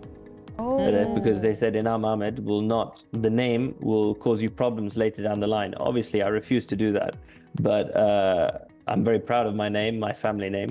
But in a way, he was right, because it did cause problems, but it doesn't matter. I'm still proud of who I am and what I've achieved, and the family I come from and the country I come from. So for me, it didn't matter. But those are the kind of things I was told. That's how bad it was. Imagine. And do you see things changing after you started going there and winning the championship? Do you see any change towards you in their behavior? Yes. After I won Formula 3 and things like that, things changed. But in the beginning, it was very difficult. And now even more, since Netflix and Drive to Survive with Formula One, there's been a lot of push for diversity. So not just with different races, but also with females now. There's a lot of women coming into racing, a lot of very talented women coming in, and it's fantastic. And they have their own championship, and there's some really talented drivers coming. So it's really changed, especially in the last 3 years. It wasn't like that before. Let's talk about family, Inam. We heard that your family supported you, and I know it personally that without the support of family, you cannot achieve anything. I don't know. I don't think I could have achieved anything in my life if I didn't have the support of my family, my parents. Your parents supported you, and we know that it is a very expensive sport. What was the struggle, or what was the challenges that you faced as a family? Well, you know, it's a sport that costs money, right? So my parents made a lot of sacrifices in the beginning. That's 100%. I mean, you know, they were with me on all the races. Both parents sacrificed everything to give me the practice, the equipment that I was able to get to prove myself. And that's something that I always remembered. And that actually drove me because, you know, at the end of the day, it was very difficult to get sponsors and things like that in the beginning. It came later in life, but in the beginning, for many years, it was very difficult. So they gave me the opportunity, they gave me the chance. And my dad says, no matter what, you know, I would do it all over again. And, you know, my parents are incredible people. And my mum and dad, really, alhamdulillah, may Allah give them the highest rank in Jannah, because they're the best people. And without our parents, we really are nothing. So alhamdulillah. And you know, it comes from our culture, I think, as well, you know, because Pakistani, we're very warm people, very loving people. And without the love, they would never make that sacrifice. And you know, Inam, we can see their essence in you. MashaAllah, you are such a young gentleman, and we can see how you love them and you respect them over national television. Okay, in the end, because you plan to bring this sport to Pakistan, what kind of help do you need from government and from sponsors? Well, to be honest, with the sponsors' point of view, we don't need help. We don't need help in that terms. It's just about partnering with the right people that can guide me and our academy with both Mars and myself as to where. I think, I mean, ideally, probably outside the capital, Islamabad might be a good place, but we're not sure yet. So, inshallah, Allah knows best. I put my faith, as always, in Him. And the opportunity will come when the time is ready. You have best intentions, I hope, and we know, inshallah, it will manifest itself. Thank you so much, Inam, and all the very best for the future. I hope you keep representing Pakistan in the future as well. ये इनाम अहमद है जनाब आली, जो पाकिस्तान का नाम दुनिया भर के अंदर रोशन कर रहे हैं और बहुत ही खूबसूरत तरीके से बात भी करते हैं और बहुत ही खूबसूरत इंसान भी है, जितनी हमने उनसे बात की है। आई होप आपको हमारा ये सेगमेंट पसंद आया होगा। एक ब्रेक की तरफ जाते हैं, ब्रेक से वापस आएंगे तो कुछ मजीद बात करेंगे और भी यहाँ मेहमान हैं हमारे साथ। Stay with us. Welcome back. आज के दौर में जहां दुनिया के तकरीबन हर शोबे में टेक्नोलॉजी अपनी जगह बना चुकी है, वहीं पर पाकिस्तान का रियल स्टेट का जो सेक्टर है अभी वो भी आहिस्ता आहिस्ता डिजिटल दुनिया की तरफ शिफ्ट हो रहा है या उस तरफ बढ़ रहा है। माजी की अगर हम बात करें तो प्रॉपर्टी की जो लेन देन था, खरीदो फरोख्त थी या किराए पर लेने का जो अमल था, वो कागजी कार्रवाइयों और दफ्तरी चक्कर उसमें लगाए जाते थे, पीछे भागना पड़ता था। बिल्कुल, वो बड़ा मुश्किल एक प्रोसेस था। लेकिन अब चूंकि टेक्नोलॉजी हर शोबे में आ रही, तो इसमें भी टेक्नोलॉजी अपनी जगह बना रही है। सब कुछ बहुत ज़्यादा आसान हो रहा है पहले की निस्बत, और महफूज तरीका भी है, इसकी शफाफियत को भी अब यकीनी बनाया जा रहा है। डेफिनेटली। और जब भी टेक्नोलॉजी की बात आती है ना, बिजनेस के अंदर उसको इंटीग्रेट किया जाता है, तो हमें उसके पीछे जो लोग नजर आते हैं वो मोस्टली यंग लोग होते हैं। तो हम क्यों बात कर रहे हैं इस सारे टॉपिक की, वो इसलिए कि आज हमारे साथ एक यंग CEO मौजूद हैं जो कि sastaplot.com के हैं। सैयद उमैर मोहसिन हमारे साथ स्टूडियोज़ के अंदर मौजूद हैं। उन्होंने इस प्लेटफॉर्म का आगाज़ किया है। हमारे साथ ज़रा उनसे तरह बातचीत करते हैं और उनसे जानते हैं कि उनके कारोबारी सफ़र का आगाज़ कैसा हुआ है। इतने यंग है और यंग होकर वो माशाल्लाह इतना अच्छा काम कर रहे हैं। वेलकम करेंगे आपको उमैर, कैसे हैं आप? ठीक ठाक? Thank you so much for inviting me on the show. Glad to have you on the show. सबसे पहले तो अपने इस वेंचर के बारे में हमें बताइए। sastaplot.com itself is a real estate platform। 2023 में बिल्कुल बिगनिंग में हमने सस्ता प्लॉट का आगाज़ किया और उसके पीछे इनिशिएटिव सिर्फ यही था कि हम रियल एस्टेट और टेक्नोलॉजी को रियल एस्टेट के अंदर टेक्नोलॉजी को अडॉप्ट करें। राइट। बेसिकली मेरा बैकग्राउंड सॉफ्टवेयर इंजीनियरिंग से था। 2019 में मैंने डिग्री स्टार्ट की, तो उसी टाइम से मेरा ये मोटिव था कि मैं रियल एस्टेट या कोई भी बिज़नेस करूं वो टेक्नोलॉजी ओरिएंटेशन पे हो। तो 2023 में एक मौका दिया अल्लाह ने, मैंने सस्ता प्लॉट का आगाज़ किया। और वो सिस्टम चलता गया और आज अल्हम्दुलिल्लाह we have a very big company.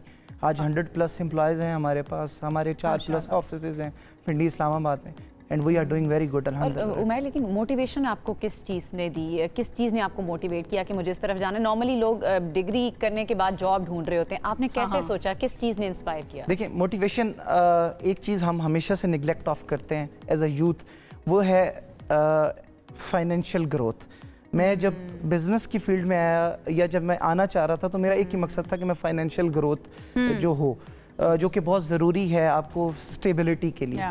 तो इनिशियली तो वो थी, लेकिन आज अगर आप पूछते हैं कि मेरी मोटिवेशन क्या है, तो आज मोटिवेशन है वो लोग, जो वो टीम जो मेरे साथ इन्वॉल्व है, जो सस्ता प्लॉट का हिस्सा है। आज भी मैं अगर अपना बताऊं तो मैं सस्ता प्लॉट में हमेशा कोशिश करता हूं 1 घंटा पहले ऑफिस पहुंचूं, क्योंकि ये मेरा बिलीव है कि वो जो टीम है उसके पीछे जो फैमिलीज़ हैं वो इन्वॉल्व हैं उस सस्ता प्लॉट के साथ, उनका रिस्क उसके साथ इन्वॉल्व है।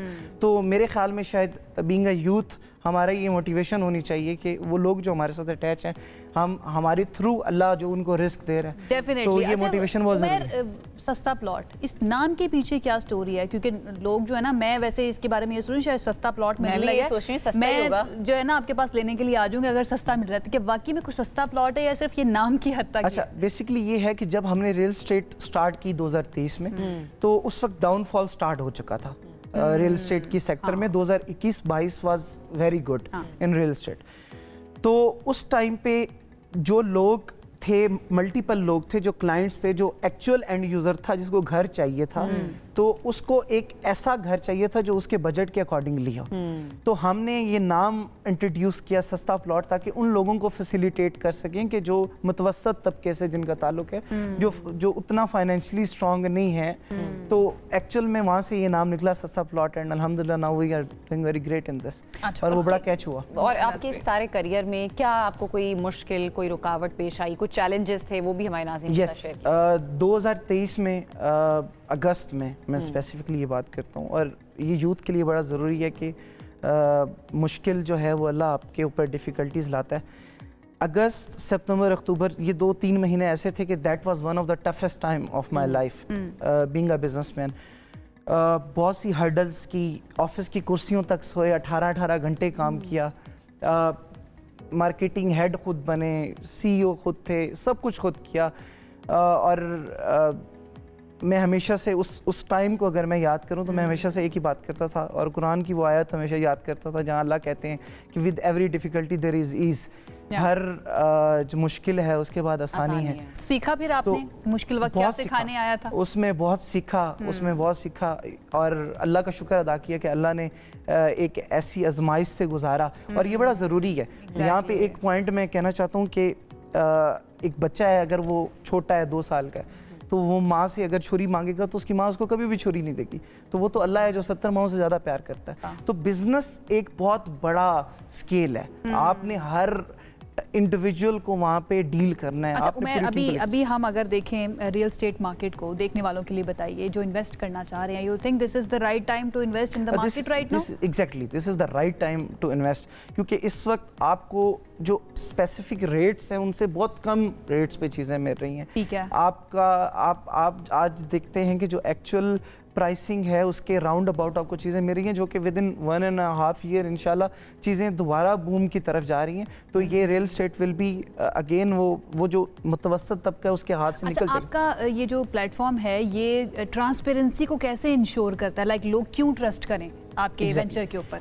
उसमें जो मेजर रीज़न ये है कि जो हमारी सर्विसेज हैं, हम हमेशा से ये कोशिश करते हैं कि उसमें हम जो क्लाइंट है उसको कंफर्टेबिलिटी दें। क्लाइंट की कंफर्टेबिलिटी इज़ वेरी इंपॉर्टेंट। आप पे क्लाइंट तब ट्रस्ट करेगा जब आप उसको कोई लूप होल नहीं छोड़ेंगे, आप उसको वो सर्विसेज देंगे। दूसरी चीज़ ये है कि हमने मल्टीपल लोगों को सर्विसेज दी हैं, मल्टीपल क्लाइंटेज आज हमारा बन चुका है। वी हैव अल्हम्दुलिल्लाह 10,000+ क्लाइंट इन पिंडी इस्लामाबाद। तो वो एक PR भी इस तरह से क्रिएट होगी, क्लाइंट भी होता होगा। यस। तो वो फिर उसमें आपका एक इतना स्ट्रॉन्ग बॉन्डिंग बन जाती है कि लोग ट्रस्ट करते हैं कि जी सस्ता प्लॉट है तो they will not cheat you. अच्छा उमैर, नॉर्मली हम देखते हैं कि नौजवान तबका जॉब्स की तरफ तो जाता है, लेकिन नौजवान जो है वो कारोबार की तरफ बहुत कम आते हैं।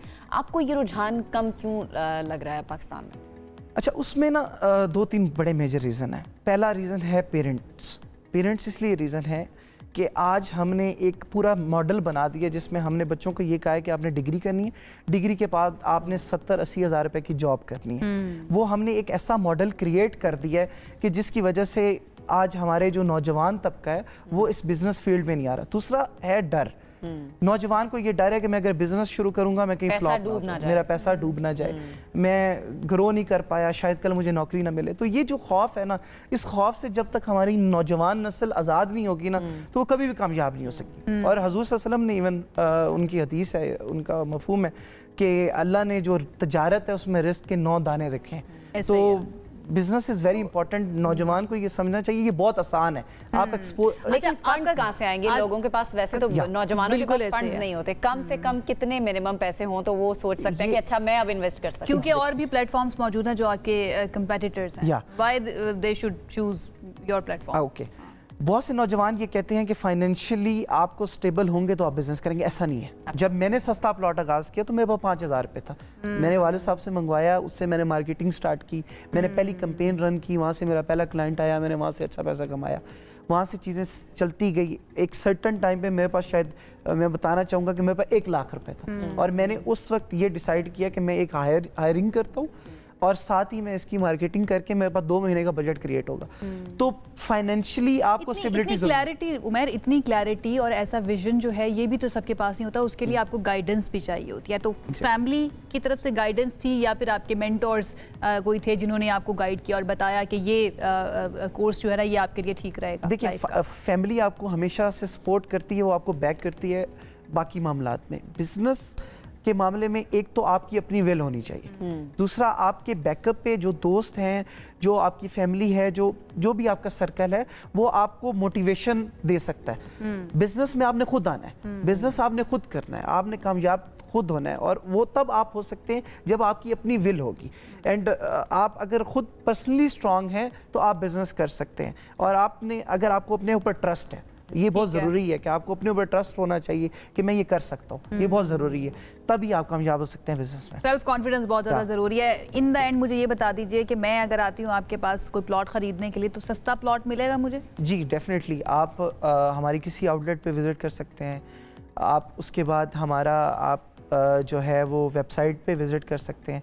हमारी टीम है आपको सपोर्ट करने के लिए, आपको फाइनेंशियल सपोर्ट करने के, क्योंकि सस्ता प्लॉट ये जो नाम है ना, इससे प्लॉट तो मिल जाएगा, सस्ता प्लॉट मिलेगा। Yes definitely. उसमें ये है कि हम आपको मल्टीपल ऑप्शंस दिखाएंगे according to your budget.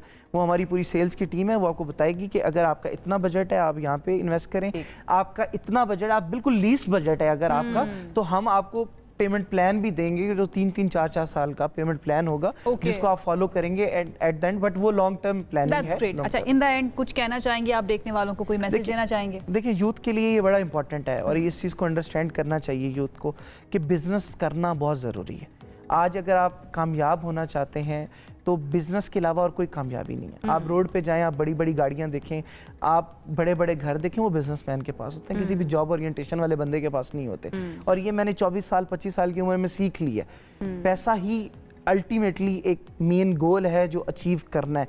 And again आपके प्लेटफॉर्म से मैं यूथ को ये कहना चाहता हूँ कि अगर आपके पास कोई बहुत अच्छा आइडिया है, कोई भी ऐसी चीज़ है कि जो आपको ये लगता है कि आपको फाइनेंशियल इसमें सपोर्ट चाहिए या आपको मॉरल सपोर्ट चाहिए या किसी किस्म की भी सपोर्ट चाहिए, हमारा प्लेटफॉर्म अवेलेबल है। आप हमें सोशल मीडिया से, आप हमें वेबसाइट से, आप हमारे आउटलेट पे कोऑर्डिनेट कर सकते हैं। I will personally look after this इंशाल्लाह। थैंक यू सो मच, बहुत शुक्रिया जनाब। वो तमाम लोग जो पैसा कमाना चाहते हैं उनके लिए उमैर की जो एडवाइस है वो आई एम श्योर बड़ा कारगर नजर रखें, उसको जरा उसके ऊपर गौर करना बहुत ज़्यादा ज़रूरी है। लेकिन उसके साथ है ना, मुझे ऐसा लगता है कि cost of doing business and ease of doing business देना जो है ना, ये गवर्नमेंट का काम होता है, फैसिलिटेट करना गवर्नमेंट का काम होता है। लेट्स होप उसके ऊपर भी काम किया जाए। एक ब्रेक की तरफ जाते हैं, ब्रेक से वापस आएंगे, मजीद बात करेंगे, साथ रहिए।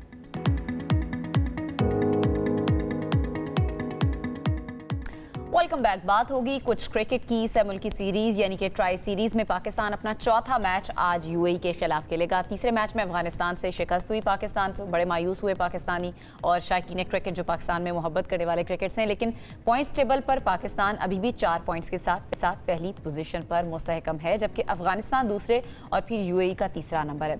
सीरीज में पहले दोनों मैचेस पाकिस्तान ने जीते थे और उम्मीदें हमारी जरा बंद गई थी कि पाकिस्तान इसमें मोस्ट फेवरेट रहेगा और पाकिस्तान अनबीटेबल शायद हो सकता सकता है, लेकिन अफगानिस्तान ने उम्मीदें तोड़ दी। पाकिस्तानियों ने, शायद पाकिस्तान की टीम ने हमारी उम्मीदों पर पानी फेरा और जो तीसरा मैच है ना वो पाकिस्तान हार गया अफगानिस्तान से। अब देखना यह है कि आगे क्या होगा। आगे अफगानिस्तान तो हॉट फेवरेट नहीं होने जा रही। लेट्स सी, उसके लिए थोड़ा सा इंतजार करना पड़ेगा आज के मैच का कि क्या बनता है। हमारे साथ इस वक्त मौजूद हैं माजिद भट्टी साहब, सीनियर स्पोर्ट्स जर्नलिस्ट हैं जो कि इस वक्त दुबई के अंदर मौजूद है। उनकी तरफ चलते हैं, उनसे बात करते हैं और ये जानते हैं कि वो क्या सोच रहे हैं सारी सिचुएशन को देखते हुए। भट्टी साहब, थैंक यू सो मच हमें ज्वाइन करने के लिए। अफगानिस्तान के खिलाफ शिकस्त हुई, इसके बाद भी आपको लग रहा है कि पाकिस्तान की टीम जिसकी थोड़ी अच्छी परफॉर्मेंस हमें नजर आ रही थी, अब भी फेवरेट है इस ट्राई सीरीज के लिए? बहुत शुक्रिया आयशा और अनम आप दोनों का।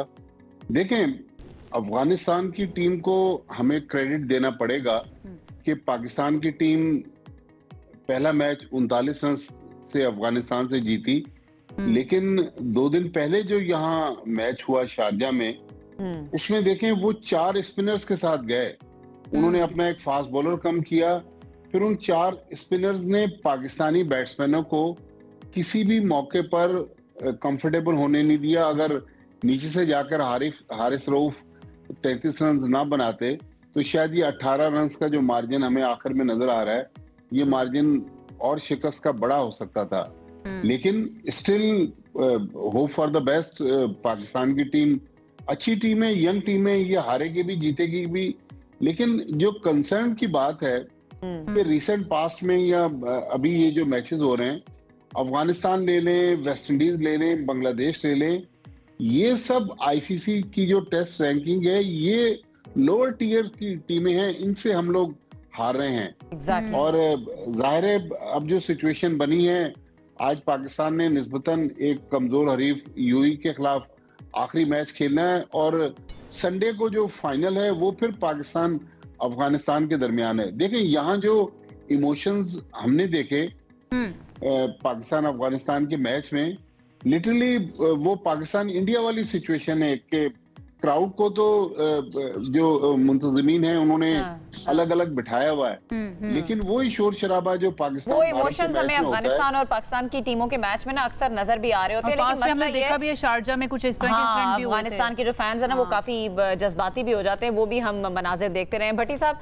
अब लेकिन सबसे बड़ा कंसर्न पाकिस्तान का तसलसल ना होना है। जो टेम्पो एकदम बनता है फिर टूट जाता है, वो बड़ा कंसर्न है। आगे एशिया कप है, हमें किस चीज पर आपको लगता है कि काम करने की सबसे ज्यादा जरूरत है? देखिए, जो हमें बार बार जो मुश्किलात आ रही हैं वो हमारी बैटिंग से आ रही हैं कि अगर टॉप ऑर्डर स्कोर करता है तो फिर मिडिल ऑर्डर भी स्कोर करता है। अगर ऊपर से, जिस तरह पिछले मैच में इनिंग्स की 7वीं गेंद पर साइम अय्यूब आउट हुए, उसके बाद आप देखें फिर पाकिस्तान की मिडिल ऑर्डर भी नहीं संभल सकी। लेकिन जो सबसे बड़ा कंसर्न है, जो एशिया कप में भी पाकिस्तान को उससे पहले उस चीज को देखना होगा, वो है फखर जमान की फॉर्म। फखर जमान पाकिस्तान के सीनियर बैट्समैन हैं और जाहिर है फखर जमान का जितना नाम है, मर्तबा है, फखर जमान जब तक फॉर्म में नहीं आएंगे पाकिस्तान की टीम मुश्किल में रहेगी। साइम अय्यूब का क्या आप देख रहे हैं फ्यूचर? वो जब से वापस आए हैं इंजरी से रिकवर करके, वो कंसिस्टेंसी नहीं आ रही है जो हमें पहले उनकी परफॉर्मेंस के अंदर नजर आ रही थी।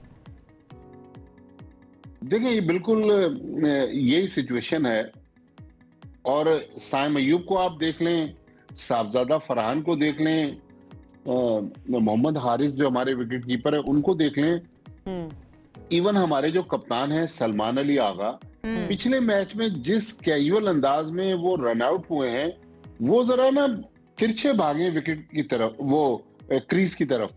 अगर वो सीधा भागते तो शायद वो 2-3 इंच का जो फर्क था वो फर्क ना रहता। तो मेरे ख्याल में ओवरऑल साइम अय्यूब का तो हमारे पास मसला है ही, लेकिन बाकी भी हम 8 बैट्समैनों के साथ खेल रहे हैं। हमने 5-5, 6-6 ऑलराउंडर्स खिला रखे हैं। मैं भट्टी साहब आपसे यही सवाल करने लगी थी। आपने फखर जमान की, सॉरी मैं आपकी बात काट रही हूँ, फखर जमान की आपने पहले बात की।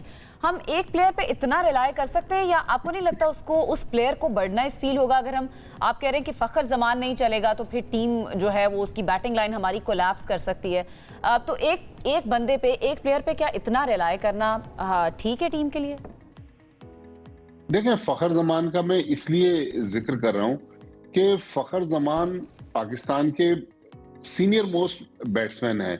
2017 की चैंपियंस ट्रॉफी का फाइनल जो हम ओवल में जीते थे, जिसमें फखर जमान ने सेंचुरी बनाई, उसके बाद फखर जमान ने पाकिस्तान की तरफ से बेतहाशा इनिंग्स खेली, लेकिन फखर जमान भी रिसेंटली 2-3 बार इंजर्ड होकर पाकिस्तान टीम में वापस आए हैं। लेकिन फखर जमान की वो जो बैटिंग फॉर्म है वो लैग कर रही है। काफी अरसा हो गया फखर जमान ने कोई पाकिस्तान की तरफ से बड़ी इनिंग्स नहीं खेली। मुझे 2023 में न्यूजीलैंड के खिलाफ बेंगलोर में एक जो मैच था उसमें फखर जमान ने एक मैच विनिंग सेंचुरी बनाई थी। उसके बाद से फिर वो बीमार रहे काफी अरसे, थायराइड का उनका इशू रहा। उसके बाद वो छोटी मोटी इंजरीज उनको आ रही हैं, लेकिन फखर जमान वो फखर जमान हमें नजर नहीं आ रहे जिसकी वजह से वो शोहरत रखते थे। क्योंकि आप अफगानिस्तान की टीम को देख लें, पिछले मैच में अफगानिस्तान के भी जो एक बड़े जारहाना बैटिंग करने वाले हैं रहमानुल्लाह गुरबाज, वो जल्दी आउट हो गए। लेकिन वो जो सेकंड विकेट पर इब्राहिम जरदान और सिद्दीकुल्लाह उतल की जो 113 रन की पार्टनरशिप थी, उसने पूरा मैच का टेम्पो जो था उसको बैलेंस किया और फिर अफगानिस्तान पाकिस्तान पर डोमिनेट करता चला गया। तो मेरे ख्याल में पाकिस्तान को भी किसी को जिम्मेदारी लेनी होगी, बिल्कुल आगे बढ़कर किसी को तो जिम्मेदारी लेनी होगी, ताकि टीम की जो आगे एशिया कप में परफॉर्मेंस है उसको भी हम बेहतर कर सकें। असल तो हमारा फिलहाल जो गोल है वो एशिया कप है। भट्टी साहब, टेस्ट कवानीन में तब्दीलियों के हवाले से सजेशंस दी जा रही हैं। इंग्लैंड के जो साबिक 2 कप्तान हैं, माइकल वॉन है, इसके अलावा लेस्टर कुक हैं, उनकी जानिब से कहा गया है कि नया बॉल करने की इजाज़त किसी भी वक्त लेने की इजाज़त होनी चाहिए। आपका इस पर क्या टेक है? आपको लगता है कि ये सही सजेशन है? देखिए, दुनिया के डिफरेंट कप्तान डिफरेंट राय रखते हैं। ये माइकल वॉन और एलेस्टर कुक जिस मुल्क से ताल्लुक रखते हैं वहां पर तो सीमिंग कंडीशन होती हैं, पिचेस भी पेस बॉलर्स को मदद देती हैं। लेकिन अब अगर इस बारे में एशियन कप्तान लाइक जो फॉर्मर कप्तान हैं वसीम अकरम, यूनुस खान, इंजमाम उल हक या भारत के विराट कोहली हो गए, धोनी हो गए, उनकी राय भी देखना पड़ेगी। फिर सबसे मेन चीज है कि जो भी प्रपोजल आता है वो सबसे पहले आईसीसी की क्रिकेट कमेटी के पास जाता है, जिसमें दुनिया भर के क्रिकेटर्स जो हैं वो मौजूद होते हैं। तो इस मौके पर ये कहना मुश्किल है, लेकिन मेरे ख्याल में इतनी जल्दी ये लॉ चेंज होगा नहीं। रिसेंटली बहुत सारे लॉस चेंज हुए, लेकिन इन्होंने एक नई बहस को छेड़ा जरूर है। लेकिन भट्टी साहब, अगर ये चेंज हो जाता है तो इम्पैक्ट क्या आएगा टेस्ट क्रिकेट पर? देखें, इन मुल्कों में Australia, England, south Africa, New Zealand, वहां पर तो उसका डेफिनेटली इम्पैक्ट होगा। लेकिन जब ये test cricket Asian countries Pakistan, India, Sri Lanka, Bangladesh में होगी, वहां बिल्कुल डिफरेंट सिचुएशन होगी, क्योंकि यहाँ तो स्पिनर्स डोमिनेट करते हैं। इसलिए मैंने कहा कि हमारे जो एशियन फॉर्मर क्रिकेटर्स हैं उनकी राय भी देखना पड़ेगी कि वो इस बारे में क्या राय है। एक सवाल ये भी है कि टेस्ट क्रिकेट जो कि कंपैरेटिवली स्लो क्रिकेट है, वाइट बॉल क्रिकेट से अगर हम इसको कंपेयर करें, तो इसको रिलेटेबल रखने के लिए कवानीन में ये जो तब्दीली की जा रही है, आपको लगता है कि ये कामयाब होगी? देखिए, टेस्ट क्रिकेट को टेस्ट इसलिए नाम दिया गया कि 5 दिन बैट्समैन इम्तिहान से गुजरते हैं। लेकिन अगर अच्छी टेस्ट क्रिकेट हो रही हो, अभी आपको याद होगा कुछ हफ्ते पहले जब इंग्लैंड और भारत की टेस्ट सीरीज हो रही थी, तो आप देखें पाकिस्तान में लोग बहुत जोशो खरोश से देख रहे थे। इवन जो वर्ल्ड टेस्ट चैंपियनशिप का लॉर्ड्स में फाइनल हुआ ऑस्ट्रेलिया और साउथ अफ्रीका के दरमियान, पाकिस्तान में लोग उसके बारे में भी बहुत तस्करा करते रहे। इसके कवानीन चेंज करके टेस्ट क्रिकेट को तेज करने की भी तो भट्टी साहब कोशिश की जा रही है ना, कि उसी फॉर्मेट पे ले जाएं। देखें, इसको अट्रैक्टिव बनाने की जरूरत है। पिछले दिनों एक और भी राय आई थी कि जो लोअर टियर की टीमें हैं आईसीसी रैंकिंग में, पाकिस्तान भी जाहिर है अब टॉप 5-6 में नहीं है, तो उन्होंने कहा कि उनके लिए 4 रोजा टेस्ट मैच कर दिया जाए। अच्छा, हाँ। लेकिन अभी पाकिस्तान का जो इम्तिहान अभी एशिया कप में तो है, क्योंकि हम टेस्ट क्रिकेट की बात कर रहे हैं, तो अक्टूबर में साउथ अफ्रीका की टीम पाकिस्तान आ रही है।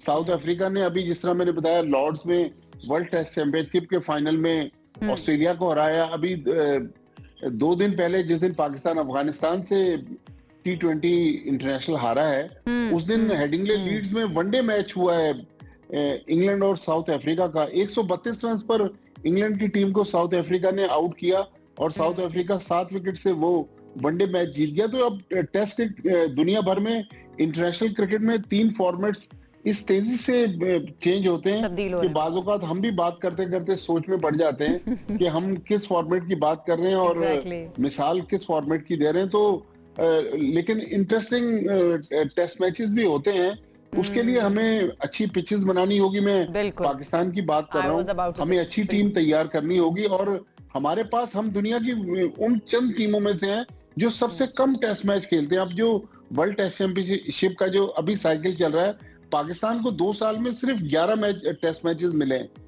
पिछले 2 सालों में हमने 12 टेस्ट मैच खेले थे। और हम यही शायद मसला है ना हमारी टीम का, हमें टेस्ट मैचेस ज्यादा खेलने को मिलते नहीं है। फिर हम कहते हैं कि हमारी टीम का इस तरह से हाल क्यों है। हम वनडे फॉर्मेट की क्रिकेट तो खेल रहे होते हैं, खासतौर पर T20 की क्रिकेट तो खेल रहे होते हैं, लेकिन टेस्ट मैचेस बहुत कम खेले थे। बहुत बहुत शुक्रिया अब्दुल माजिद भट्टी साहब, आप हमारे साथ मौजूद थे, अपने तज्जिया पेश कर रहे हैं। हम उम्मीद करते हैं कि पाकिस्तान का आज UAE के साथ होने वाला, पाकिस्तान अपना चौथा मैच आज जो आप खेल रहे हैं ना, जो आप कही थी कि हम T20 और वनडे, उसके अंदर भी हमारी परफॉर्मेंस कोई बहुत अच्छी नहीं है। सॉरी टू से, ये जो खेलने को मिलता है उसके अंदर भी हम तैयारी नहीं कर रहे हैं। मैं वही कह रही हूँ, आज हम उम्मीद करते हैं कि पाकिस्तान अच्छा परफॉर्म करेगा। UAE के अगेंस्ट पाकिस्तान ने आज अपना ट्राई सीरीज का चौथा मैच खेलना है। एक ब्रेक की तरफ चलते हैं, ब्रेक से वापस आएंगे, कुछ दीगर सेगमेंट्स की बात करेंगे, हमारे साथ रहिए। This segment is brought to you by Telenor and Allied Bank Limited. Money matters में आज का मैटर है पाकिस्तान का, जिसमें मुआशी मुश्किलात का हमें सामना करना पड़ रहा है और इसके साथ साथ माहौलियाती चैलेंजेस से भी हम नबरद आजमा हो रहे हैं। हालिया सैलाब ने जहां पर हज़ारों एकड़ ज़रई ज़मीन को तबाह किया है, वहीं पर रोज़मर्रा इस्तेमाल की बुनियादी अशिया जो हैं, जिनका हम अक्सर जिक्र करते हैं अपने शो के अंदर, जैसे कि सब्जियां हो गई, दूध हो गया और गोश्त हो गया, इनकी कीमतों के अंदर भी हमें अचानक इजाफा देखने में आ रहा है। डिमांड एंड सप्लाई का रूल हम कह सकते हैं इसके ऊपर जो है ना अप्लाई होता है। माहिरीन ये कह रहे हैं कि आने वाले महीनों में ये महंगाई मजीद भी बढ़ सकती है, क्योंकि फसलों की तबाही और सप्लाई चेन के मुतासर होने से ग़िज़ाई अजनास की कमी भी पैदा और इसके साथ ही एक अहम पहलू ये भी है कि स्टेट बैंक की जानिब से मुकर्रर करदा शरह सूद, ये भी एक अहम पॉइंट है। पिछले साल ही शरह सूद 22% पर खड़ी थी, लेकिन अब ये कम होकर 11% तक आ गई है। लेकिन सवाल यह है कि सैलाब और ग़िज़ाई अजनास की महंगाई के दबाव के पेश नज़र क्या शरह सूद को दोबारा से बढ़ाना पड़ेगा या नहीं, इस सारे मामले पर बात करने के लिए फरहान बुखारी साहब हमारे साथ मौजूद हैं, उनकी तरफ चलते हैं। अस्सलाम वालेकुम, कैसे हैं आप? बिल्कुल। सबसे पहले तो बुखारी साहब ये बताएं कि इस वक्त सैलाब के बाद जो महंगाई का सैलाब है, वो किस रेशो पर है इस वक्त महंगाई पाकिस्तान में? इस वक्त उसका तखमीना लगाना तो बहुत मुश्किल है, क्योंकि सूरत हाल जो है वो हर लम्हा बलम्हा बदल रही है और लेकिन तबाही इतनी हो रही है कि मुख्तलिफ़ जगहों से जो इतलात आ रही हैं वो बड़ी परेशान कुन हैं।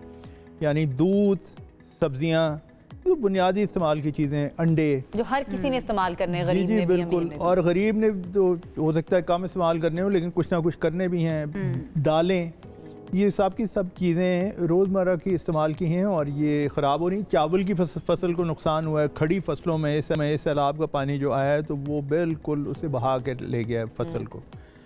तो ये तमाम की तमाम सूरत हाल के नतीजे में ये तो एग्जैक्ट कैलकुलेशन या एग्जैक्ट असेसमेंट देना कि महंगाई किस शरह से बढ़ेगी ये तो मुश्किल है, लेकिन ये क़यास आराई ज़ुबान आम पे है। माशी माहिरीन भी कह रहे हैं कि महंगाई फिर बढ़ेगी और ये एक आम सार्फिन के लिए, आम अफराद के लिए ये एक परेशानी की सूरत है। महंगाई बढ़ने की शरह बढ़ेगी या फिर महंगाई बढ़ेगी, हम इसको कंफ्यूज समटाइम्स कर देते हैं। इसकी शरह दोबारा से बढ़ने जा रही है क्योंकि वो शरह रुकी हुई थी महंगाई बढ़ने की। जी बिल्कुल, हालिया महीनों में हुकूमत ने, जैसे कि आप जानते हैं, बड़ा क्रेडिट भी लिया कि ये इन्फ्लेशन इतनी कम हो गई, लेकिन अब डर ये है, खदशा ये है कि अब वो शरह फिर बढ़ेगी। और ये ज़ाहिर है ये एक आम सार्फिन के लिए जहाँ पे और मुश्किलात हैं। लेकिन इसके साथ साथ क्या शरह सूद भी बढ़ने का इम्कान है आने वाले दिनों में? ये तो मुझे वाज़े तौर पे नहीं पता, गो के पिछले 1 साल में ये आधी हो गई है, 22% से 11% पे आ गई है। लेकिन मुझे ये लगता है कि अब स्टेट बैंक के लिए इसे मज़ीद कम करना खासा मुश्किल हो जाएगा। पिछली जो मॉनेटरी पॉलिसी कमेटी की मीटिंग हुई, जो हमने डिस्कस भी की, उससे पहले तजारती हलकों से ये भी डिमांड आई कि जी शरह सूद को यकमुश्त आप 5 या 6% कम कर दें। सिंगल डिजिट पर तो लेकर आए, वो बिजनेसमैन ताजिर भी ये बहुत ज़्यादा वो डिमांड कर रहे हैं, क्योंकि वो कर्जे लेते हैं बैंकों से। आपको लगता है प्रैक्टिकली ये मुमकिन नहीं है? ये अब जो हालात हैं इसमें बहुत मुश्किल है। और इसके साथ ही साथ देखिए ना, आप अगर उसे कम करेंगे, हमारे मुल्क में बचत का तखमीना वैसे ही कम है। हमारा जो सेविंग्स टू GDP रेशो यानी आम इस्तिलाह में जो बचत का तनासुब है, बचत का मजमूई कौमी बचत से, वो पहले इतना कम है और माहिरीन ये कहते हैं कि उसे बढ़ाने की ज़रूरत है। अब मुल्क में पेंशनर्स हैं और लोग हैं जिनकी जो भी जमा पूंजी है, उस पर अगर जो रिटर्न मिलती है आप उसे रिटर्न को मजीद कम कर देंगे, लोगों को क्या इंसेंटिव? बिल्कुल ऐसे। अच्छा, इस सारी सिचुएशन के अंदर फिर हमने जो अपना टारगेट रखा हुआ है GDP का, वो फिर किस तरह से अचीव होगा अगर मजीद ये इंटरेस्ट रेट नीचे नहीं आता है? बिजनेस करने में मजीद जो है ना मुश्किल होती है, बिजनेसमैन या ताजिर जो हैं वो डेफिनेटली शिकवा करते रहते हैं, उसके ऊपर आप क्या इम्पैक्ट देख रहे हैं फिर? मेरे ख़्याल में इकनॉमिक ग्रोथ तो ज़रूर मुतासर होगी। कुछ फिगर्स भी मैंने सुने हैं लेकिन अभी तक वो वाज़े नहीं हैं, लेकिन ख़ासी ज़्यादा एक वो बताया जाता है तनासुब, जिसके नतीजे में हमारी ओवरऑल इकनॉमिक ग्रोथ कम होगी। ख़ास तौर पे ज़राअत जो कि पहले ही कम है। पिछले माली साल में ज़राअत हमारी 0.6% से बढ़ी थी, जो कि बहुत ही कम थी। अब इस साल तो मुझे डर है कि कहीं वो सुकड़ ना जाए, और इतना जो नुकसान हुआ है उसके बाद तो फिर इम्कानात और भी ख़राब हैं।